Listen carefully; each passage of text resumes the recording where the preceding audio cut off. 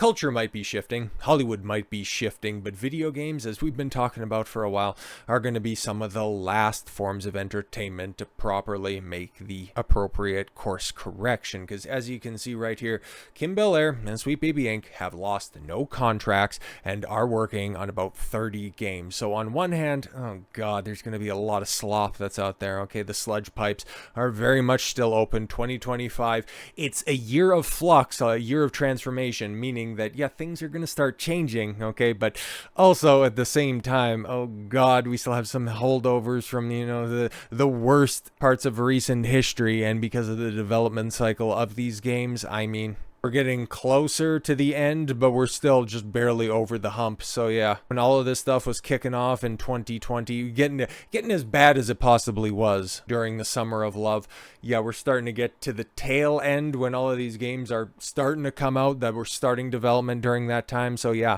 we're really still dealing with about another year or two, maybe even 3. Some of the most wokest crap that you've seen, and oh boy, we're starting to see some of it because Avowed is going to be coming out here in a couple of weeks' time. You've got South of Midnight, which is, yeah, directly linked with Sweet Baby Inc., and then of course Assassin's Creed Shadows. It's going to be, real bad. But on the bright side, god, there's, hey, in the world of content creation, okay, especially doing breaking news stories, you constantly need new things to talk about. So to hear the Sweet Baby Inc. is still going to be employed for a while, I mean, hey, we all do like to laugh at stuff every now and again, hey? Even if it has to come at the cost of some of your favorite franchises. Hopefully, they're not a part of this 30-game cabal. Let's take a look here. New rumor alleges that Kim Belair and her Sweet Baby Inc. consultancy have lost no contracts and have at least 30 games that they're working on still to be released. YouTuber MasteroftheTDS, who co-hosts Gothic Therapy channel, recently shared on X, "I've told people over and over that they have lost no contracts and are continuing work. I had got that information from an SBI insider.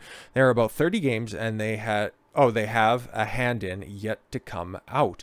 This revelation comes in the wake of YouTuber Smash JT reporting that Sweet Baby Inc.'s narrative designer, who is a man pretending to be a woman using the name Maxine Sophia Wolf, revealed on his website that he worked on an unannounced Remedy game that is yet to be announced. More on that very shortly. Yeah, was that PowerPoint presentation? Because we went over not that long ago. Anyways, it also comes after Master of the TDS and Gothic Therapy revealed that Sweet Baby Inc. and specifically Wolf consulted on a game called The Crush House. Yeah, I just did a video on that one, and well, you guys might have seen that because it did reasonably well, at least a lot better than Crush House itself ended up performing, because it just looked like trash, bro. Furthermore, this comes in the wake of Kim Belair also claiming that her company had not been impacted financially from gamers boycotting games that her company consulted on. So that's funny. She wants to use them as a means in order to grift sympathy, but then at the same time, they haven't caused her any negligible, rather financial difficulties. Yeah, it's crazy, right? Like, she hasn't been negatively impacted, but simultaneously she's under constant threat to her safety and her business. Gimme, huh? During her presentation at the XOXO festival, Belair said, "I was still worried that studios would stop working with us. I was worried we seemed too toxic. I was worried we seemed too dangerous, too beleaguered, too much of a risk to work with, but that is not what happened. What happened was, at least privately, every team worked with was quite supportive. The external silence, I'll say, was deafening at times and also frustrating, but such is the way of corporate, and it's still nice, fundamentally, I think, to realize that studios, teams, and individuals wanted us around and still saw our value." So yeah, for as much as the perception and the need for these types of consultancy firms have waned, it's like they've never been popular with the masses, but now that it's become a lot more socially acceptable to push back on stuff like this because of people reporting on this stuff and several other people out there for as long as we have been sounding the alarm on this, now that it's finally fallen out of favor, you would think that these type of firms would eventually fall off, okay? Going all the way back to the original Gamergate. Oh my god, I said the bad word, right? But the 2014 timeline with, the rise of Anita Sarkeesian, Brianna Wu, when she's not grifting progressive victory and shilling for the Democrat establishment. What a hack. Oh, but she's sensible, and she's definitely become a lot more centrist in her political leanings in recent years. Well, the grifter is always going to grift. But no, you would think just a decade of destruction would eventually be perceived by the greater industry as being something that we can't financially support anymore. It hasn't made the games any better. It has stagnated technology, progress, and storytelling on a for a vast majority of games. Well, there are highlights that are out there, okay? God of War 2018 and Ragnarok are still incredibly tight and resonant stories. Even something that can, have, a waft of Sweet Baby Ink over the top of it because Sony is such a ideologically driven company. Final Fantasy VII Remake project. A lot of stuff coming out of the East can go ahead and simply be bereft of all of these modern dayisms, and they can succeed. They can show that other companies like Ubisoft, EA, Activision don't have to engage in these types of divisive politics in order to create engaging games. But no, it really does come down to the studios, teams, and individuals, what they point out right there. The people working on these games, the freaks that got let in through the back door through nepotistic means, through the HR departments, bringing on all of these diversity hires, wanting more diversity hires to come in, people who offer absolutely nothing outside of boxes to check. They want Sweet Baby Ink, Hit Detection, Black Girl Gamers to consult on these games because they're just as ideologically driven as the people shilling this stuff. Maybe even more so because they are dyed-in-the-wall adherents, and even when they get fired, even when they get pink-slipped, they will continue to shout diversity is our strength, which is exactly what is happening over at Remedy with Alan Wake 2 that still hasn't turned a profit, very likely will never turn a profit, is still in bed with Sweet Baby Ink, continues to work with Remedy Games after destroying Alan Wake 2 with DEI sensitivity. Yeah, race swapping the main character and sidelining Alan Wake in his own goddamn game. Remedy Games is pressing forward in its controversial partnership with Sweet Baby Inc., even as the fallout of Alan Wake 2 continues to mount. Despite widespread criticism of the game's narrative, which many fans blame on SBI's disruptive influence, public information from an SBI employee reveals that the firm is currently working on an unannounced Remedy game. Yeah, we had a little nod to that in the previous article, right? And the revelation has left fans questioning whether Remedy is willfully ignoring its audience and past failures in favor of pushing divisive narratives. Yeah, probably because this has been worked on for a while and it's way too late in the game to course correct. For years, Remedy Games was celebrated for its storytelling prowess on titles like Max Payne and Alan Wake, earning a loyal fan base. Oh god, what is it? The main voice actor for Max Payne has been making himself more public recently, and yeah, there has been rumors that Remedy is working on something. Are we gonna have woke ass Max Payne 4? Boy. However, the studio's partnership with Sweet Baby Inc. has introduced a troubling trend. Yeah, you don't say. SBI, a narrative design firm that openly prioritizes diversity, equity, and inclusion. No, we just offer notes, bro. Shut up. Prior to you guys scrubbing your website, I seem to recall you being very proud about the work that you did on Alan Wake 2, including working specifically on the narrative. Has become a flashpoint in the gaming world, critics argue. Their approach consistently prioritizes ideological messaging over quality storytelling, leaving franchises like Alan Wake in disarray. After featuring DEI elements like race-swapped character, yes, Saga Anderson, as you can see her right there, Swedes normally known for their very long, curly black hair. That's definitely a hallmark, right? Right. But anyways, yeah, but instead of distancing itself from SBI and its controversial CEO, Kim Belair, after the failure of Alan Wake 2, Remedy appears to be doubling down on the collaboration. Fans are left scratching their heads, wondering why the studio would continue a partnership that seems at odds with the creative principles that once made its games iconic. The failure of Alan Wake 2 stands as a cautionary tale of what happens when fan-favorite franchises are handed over to the ideological-driven firms like SBI. I mean, just take a look at the step down that Spider-Man 2 was from the original Spider-Man game. First game was heralded as being the best, if not the best since Spider-Man 2 on the PS2 for the web slinger. But how many people still talk about Spider-Man 2 outside of referencing it for being able to play as a diverse, deaf black girl spray painting? Because that's what I want to do in a Spider-Man game. Anyways, once praised for its dark atmospheric storytelling, talking about Alan Wake 2 here, the series lost its way with the sequel, with many players pointing to a narrative riddled with hollow characters, clunky dialogue, and forced DEI themes. Yeah, exactly. Baller shouted out to him, got through 4-hour stream, as I think he got a couple of streams into it, heel versus babyface, and I think Metal Commander, he soldiered all the way through the game, but bro, I watched a little bit of it, and it was so clunky, man. You had constant affirmations by everybody that Saga Anderson, oh my god, she was just the greatest character ever, she's the best detective ever, and nobody ever had an answer for why the FBI is investigating international crimes. It's just very strange why that would happen. The report have linked, yes, SBI directly to the narrative missteps, leaving fans feeling betrayed. Betrayal! You betrayed me! According to SBI's official website, the company worked on authenticity and sensitivity for the failed game.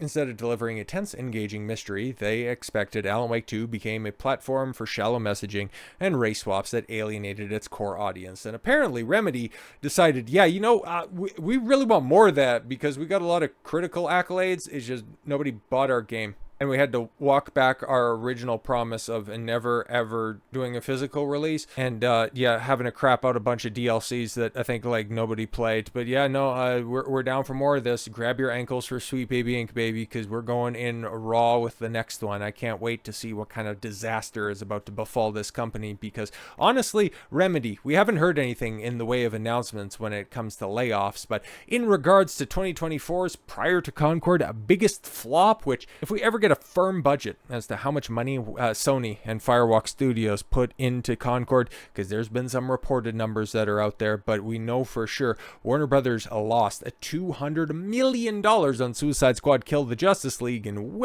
Rocksteady going through another round of layoffs because of that absolutely abysmal performance. This game, man, okay? I watched a little bit of Alan Wake 2, but I watched all of Suicide Squad Kill the Justice League, and this game was shit, okay? The gameplay sucks, the characters were atrocious, the dialogue was, holy Christ, that still haunts my nightmares to this very day. Just about a year on, this shit was garbage. And this was Sweet Baby Ink's crowning achievement. They were all over the narrative. They were all over the characters. You could see their influence every single step of the way, idolizing and pedestalizing Wonder Woman and reducing Batman for a target for the effeminized and masculinized Harley Quinn. What a joke. What a poor, pathetic, failed joke. The report claims the Suicide Squad Kill the Justice League developer Rocksteady was hit with another round of layoffs at the end of 2024. Oh man, Eurogamer's Tom Phillips reports half a dozen staff impacted by the redundancies have spoken to Eurogamer to confirm the job losses under condition of anonymity to protect their careers. Okay, so losers that were just hangers-on over at Rocksteady, or in the case of Fandom Pulse reporting it as Rocksteady, losing their jobs because, they're no longer needed in a studio that was supposed to announce something, but is now just all guns blazing on a VR game. Is that what you're working on support for that? Because you aren't working on support for Justice League anymore, because that ended up getting pulled, right? At the end of this month, I think they cease operations. Hilarious. He went on to reveal that the layoffs hit programming and artist teams as well as more quality assurance members. Oh yeah, because there was no quality assurance in this game. It was slop. It worked. Well, it did freeze a couple of times from what I've seen from Mahler's playthrough, but generally speaking, the problems were much more baked in. A new round of layoffs. Layoffs? Can't even sell a game. What are you talking about, layoffs? Followed a previous one in September. Phillips broke the news, as well as reported that half of Rocksteady's quality assurance department was laid off, or reduced from 33 to 15, and then you have another half dozen or dozen employees. Okay, yeah, I've spoken to confirm that another half a dozen, so another 6. So yeah, now you're working with anywhere between 7 to 8 people, 6, 7, or 8. Fantastic. More than half your workforce, and then you halved it again. He also claimed that the layoffs affected those outside of quality assurance, as well as have affected individuals across the board, from junior staff to individuals who have been with the company for over 5 years. Oof, that sucks. Layoffs are not surprising, given the game's parent company, Warner Brothers Discovery, made it clear that the game is a financial disaster soon after it launched in February of 2024. The company's chief financial officer, Gunnar Weidenfels, revealed during the company's first quarter earnings result, starting with the studio's $400 million year-over-year decline from quarter one was primarily due to a very tough competition we faced in games against the success of Hogwarts Legacy. If you remember such towering titans of success in the early stages of 2024 that would trample on the otherwise unmitigated success of Suicide Squad Kill the Justice League, when it launched, you had such successful games and that one, and Helldivers 2 was about to release, right? People were still playing Pal World. That was the thing, but what's the crossover between Pal World and Suicide Squad? Not really seeing the connection there. But anyways, but yes, this in conjunction with a disappointing Suicide Squad release this past quarter, which we impaired, yes, leading to a $200 million impact to the EBITDA during the first quarter. Later in 2024, Weidenfels revealed that the company's entire game division had over $300 million in write-downs. Results were impacted by games by which took another $100 million plus impairment due to the underperforming release, primarily Multiverses this quarter, bringing total write-down year to date to over $300 million in our game business, a key factor of this year's studio's profit decline. So yeah, I'm not exactly sure of Multiverses, but we know that Sweet Baby Inc. did have some sort of an agreement with Warner Brothers Games, full stop, not just Rocksteady, but with Warner Brothers. So I don't know if they worked with Multiverses. It's just, it looked like a really shit Super Smash Brothers knockoff. It was just slow, and their support was lackadaisical to say the least. But whenever Sweet Baby Inc. gets involved with the company, they suffer disaster. It has to be an exceptional title in order to beat the accusations. God of War Ragnarok, chief among them. Spider-Man 2 is also another game that is never going to turn a profit. It has a $365 million budget, for Christ's sakes. There's no reason that a game that is consigned specifically to one console right now, a PC release is more than likely on the horizon, but still, for about 2 years, it being specifically on the PS5, it was never going to turn a profit. Not at that steep of a curve. It was never gonna happen. But no, example after example. Alan Wake 2, Suicide Squad Kill the Justice League, Unknown 9, Tales of Kenzara. The list goes on and on. Whenever a game gets in bed with Sweet Baby Inc., it fails. And at this point in time, there are enough examples out there where if you want to continue down this path, it's your own goddamn fault when you fail. So with all that said, thank you all very much for the gift of your time. I've been Don Consuelo. I want you to follow your gut and get after it. Take care, everyone.